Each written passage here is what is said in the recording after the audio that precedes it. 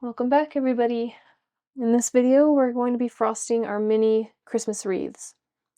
And these are part of our beginner advent calendar designs.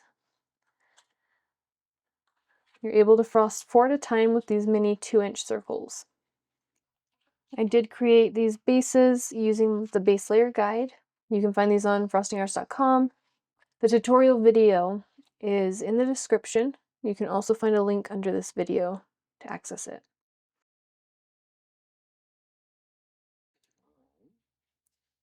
I'm going to use this base layer guide so that we are lifting up our first stencil so it's the same height as these bases. We're just going to center our wreaths within the circle. I want to make sure that each of them look like they're good and centered. With this one, you'll see that we have some bridges that come into the center here. I'm not too worried about pushing underneath those bridges because they're purely just to hold that center piece in. These are going to be covered up by our next layer. So you don't have to worry about making sure that those bridges don't get icing underneath them. So at that point, we just want to pay attention to the rest of the design to see if there's any spots that might have icing push under. So up here by your bow, you'll see that there's some little points that come in on each side. We want to probably tack those down first, and then we can trace the rest of our shape.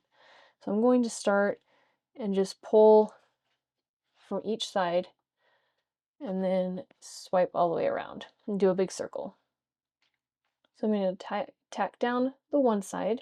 We'll just do it again. You can follow along. So by tacking that side down, I'm now able to start on this side and then just follow all the way through around the circle.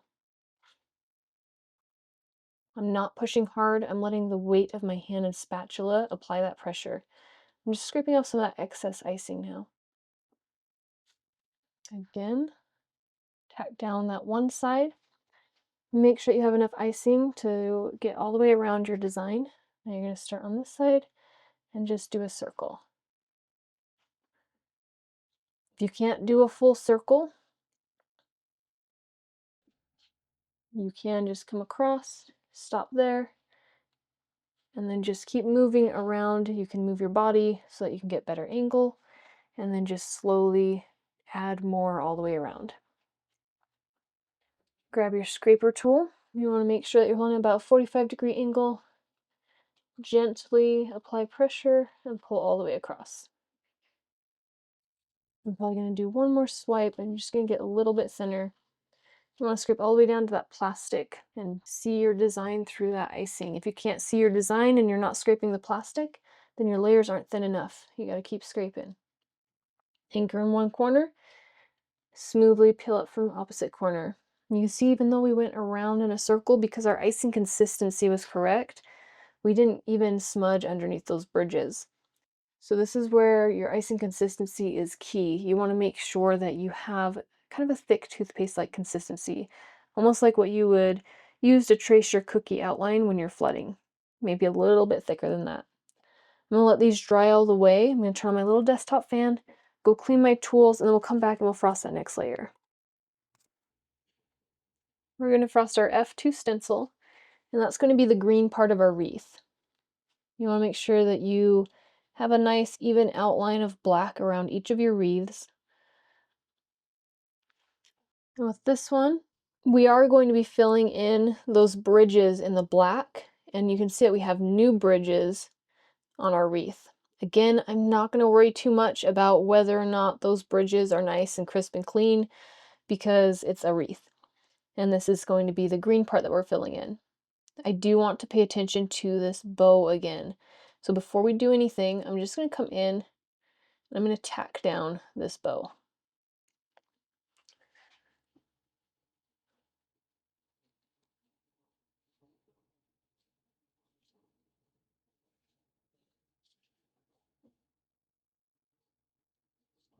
Make sure you just have enough icing on there so that those little details of the bow don't peel up or get icing pushing underneath. Now we're going to go through and we're just going to trace this wreath like we did on the previous layer. I'm not going to worry too much about making sure that those bridges are not getting icing underneath. but if we have the same consistency of a thick toothpaste-like consistency, then you probably will find, again, that you have nice crisp lines on those bridges.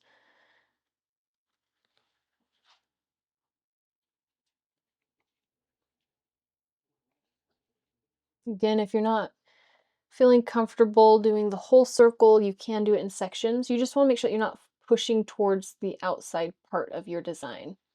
Because if you're pushing towards the outside, you might find that you push underneath.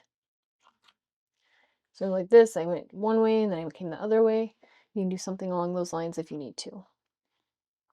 Hit your flat edge, and I'm going to just scrape right across, nice, even, flat pressure.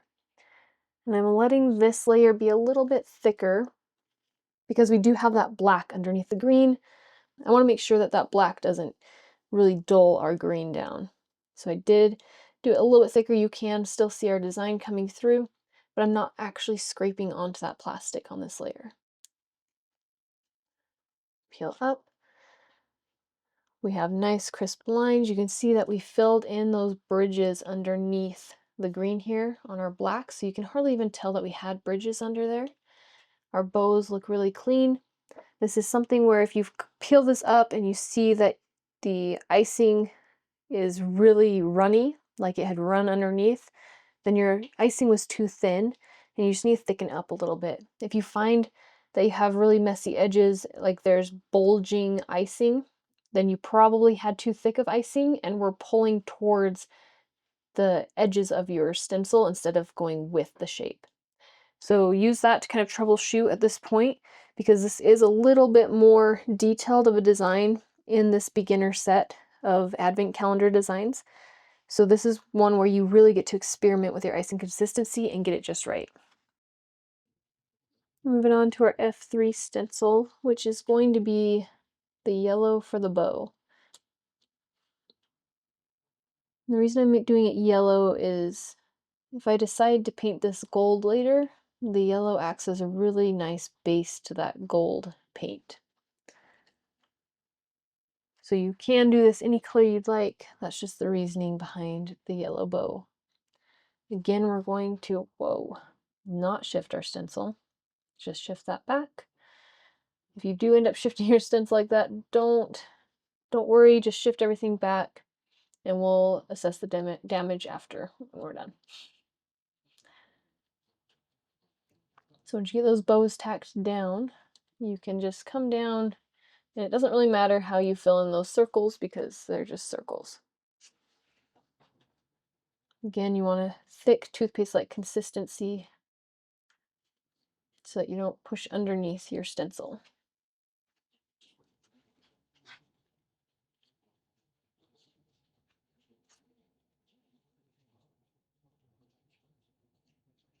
Okay. I'm going to scrape this flat, and then we can look at this bow up here and see, usually it doesn't do too much damage when you shift it like that. As long as you just slowly shift it back, it usually turns out just fine. I do have some bows down here on the bottom that didn't want to scrape smooth. There we go. So going over it a few times isn't going to hurt it. Just keep scraping until you get it where you need it. I'm gonna anchor here and then peel up. You can see, even though we shifted, our bow looks really nice still.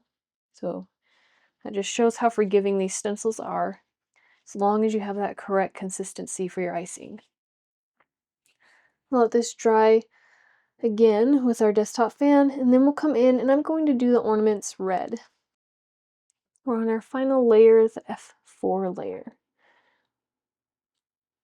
You should line that up with your ornaments as best you can.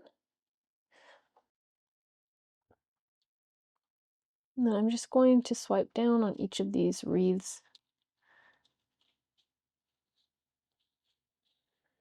I'm not going to use my scraper tool, I'm just going to use my spatula to scrape off this excess icing all the way down to my design. You don't want to push too hard on this part because you want to leave some of your icing behind. If you push too hard, it will scrape most of it off.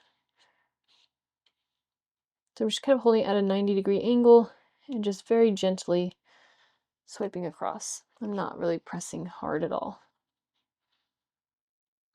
Okay. Anchor down, peel from the opposite, and now you have your Christmas wreath all done. If you just frosted these bases, right now you want to let them dry at least 4 hours. I usually just let them dry the rest of the day or overnight before peeling them off. If you peel them off too soon, they might still be wet underneath and get stuck to that plastic, or you might have some breakage. So you just want to make sure they're fully dry. Since I frosted these bases the other day, I'm just going to let this final layer dry, and then I'm going to show you how to pop these off. This final layer is all the way dry, so now we're just going to pop these off. Just pick up your plastic, and then flip it over with your hand underneath, and then you're just going to curl that plastic back and they'll fall right off. Now you have all 4 of your toppers done.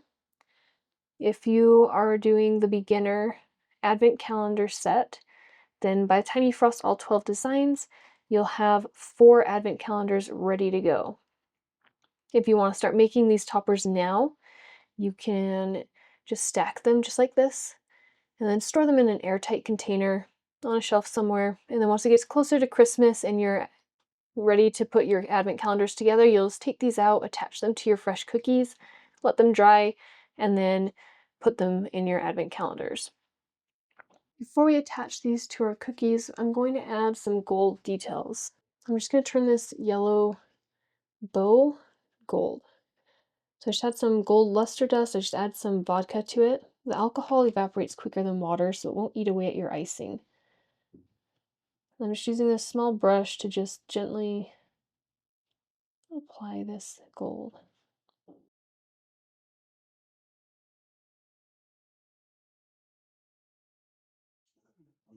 You see, I'm taking my time so that I don't accidentally go off of that bow.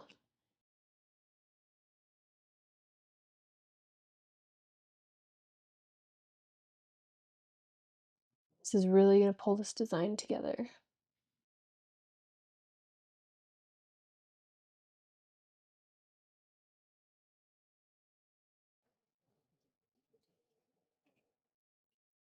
You see how much that added to this design.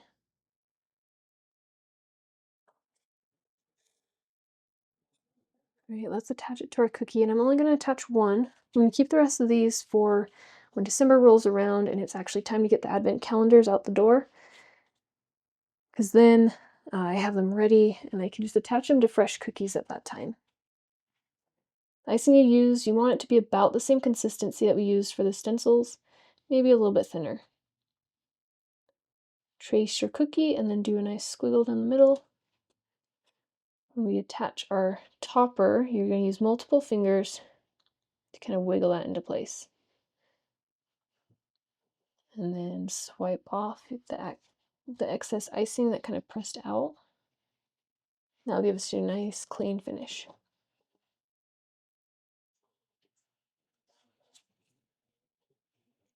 That's it. It's on your cookie now. Let this dry at least 4 hours before bagging it, and then this can go into your advent calendar or into your different holiday cookie sets.